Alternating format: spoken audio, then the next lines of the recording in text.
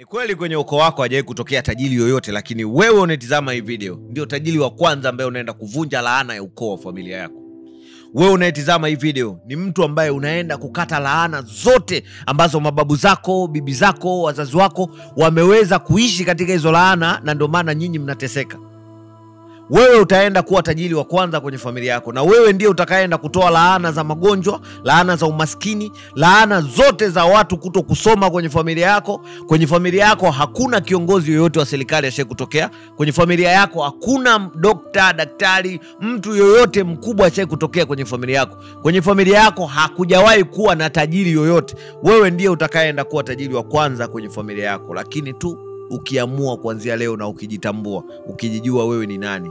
Ancestors na mizimu ya nyumbani kwenu utaenda kufanya kazi na wewe, na itakufungua, itakupatia nguvu, na utaenda kujitambua, utaenda kubadilisha hali kabisa ya familia yako.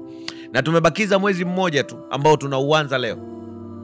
Utaenda kubadilisha maisha yako ndani ya huu mwezi.